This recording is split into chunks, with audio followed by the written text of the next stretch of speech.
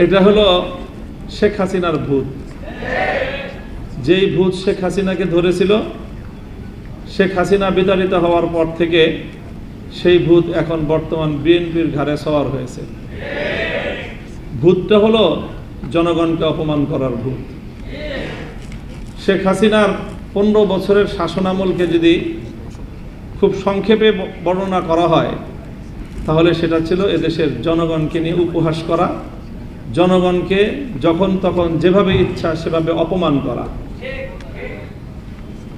শেখ হাসিনা বাংলাদেশের মানুষকে শুনিয়েছিল নতুন এক গণতন্ত্রের সংজ্ঞা, উন্নয়নের গণতন্ত্র। জনগণের মতামত লাগবে না, তিনি পদ্মা সেতু আর মেট্রো রেল দিয়ে গণতন্ত্র বাস্তবায়ন করেছিলেন। এভাবে সর্বশেষ শেখ হাসিনার পতনের কফিনে সর্বশেষ যে ব্রেকটা ঠুকেছিল, সেটাও ছিল জনগণকে অপমান করার এক ভয়াবহ বিভৎস দৃষ্টান্ত।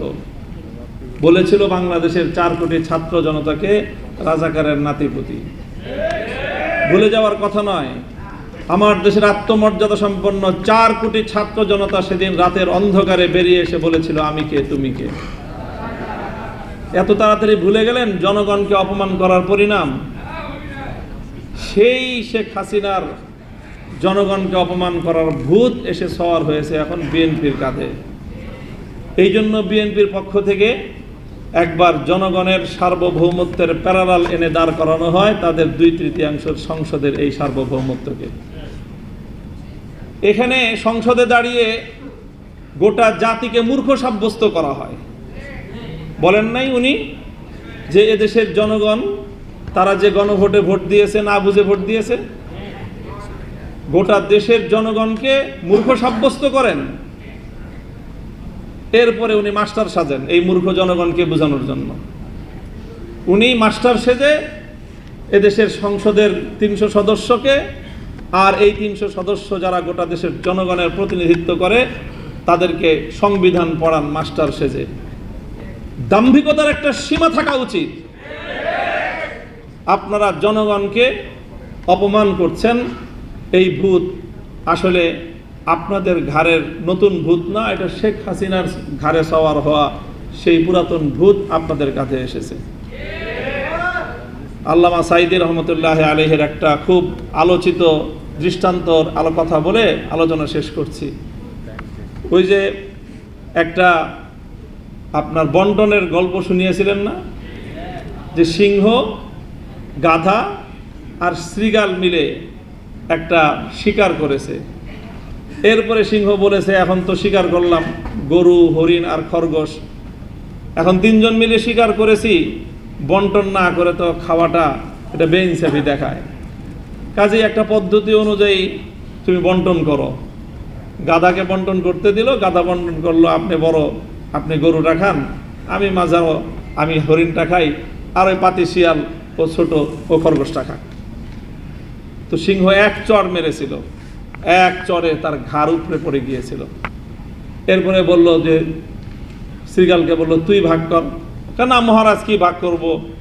না না, আমি তো ভাগ ছাড়া খাবো না, আমি তো সিস্টেম ছাড়া খাই না, সাংবিধানিক পদ্ধতি বাস্তবায়ন হবে তারপরে সে আমি খাবো। শৃগাল বলল যে আপনি গরুটা দিয়ে সকালবেলায় আপনি ব্রেকফাস্ট করবেন, হরিণটা দিয়ে ডিনার করবেন, লাঞ্চ করবেন, আর খরগোশটা দিয়ে আপনি ডিনার করবেন। জিজ্ঞাসা করলো, এত সুন্দর বন্টন তোরে শিখাইছে কে? তো শৃগাল বলে, ওই যে একটু আগে ওই যে গাধার পরিণাম আমাকে এই উত্তম বন্টন শিক্ষা দিয়েছে। হাসিনার ভূত যার কাঁধে ভর করেছে তাদেরকে বলতে চাই, হাসিনাকে অনেক মানুষ বলতো যে খুব রাজনীতি বুঝে। আমি তখনই বলতাম যে হাসিনার মতো বেকুব রাজনীতিবিদ বাংলাদেশে দ্বিতীয় কেউ জন্ম নেয়। 70 বছরের আওয়ামী লীগকে বাংলাদেশ থেকে ধ্বংস করে দিয়ে গিয়েছে শেখ হাসিনা। শেখ হাসিনা গাধার মতো ভূমিকা পালন করতে গিয়ে সীমান্তের অপর প্রান্তে গিয়ে পড়েছে। তোমরা শৃগালের মতো যদি সেই শেখ হাসিনার পথ অবলম্বন করার চেষ্টা করো, সেখান থেকে শিক্ষা গ্রহণ করো, তোমার পরিণাম ভিন্ন কিছু হবে না। ক্ষমতার মসনদে বসলে জনগণকে খুব ক্ষুদ্র মনে হয় না? ক্ষমতার মসনদে বসে শুনেছিলাম ইঁদুর নাকি নিজেকে সিংহের মতো ভাবে। আজকে বিএনপির অবস্থা দেখে মনে হচ্ছে তারা ক্ষমতার মসনদে বসার পর জনগণকে তারা ইঁদুর আর নিজেদেরকে সিংহের মতো ভাবছে। আমরা পরিষ্কার ভাষায় বলি, জনগণকে সম্মান করতে শিখো। গণভোটের যে রায়, বাংলাদেশে এটি চতুর্থ গণভোট আজকের আলোচনায় এসেছে। বাংলাদেশের তো নয়, বিশ্ব ইতিহাসে রেফারেন্ডাম এবং গণভোটকে এইভাবে উপেক্ষা করার কোনো দৃষ্টান্ত এবং নজির নাই।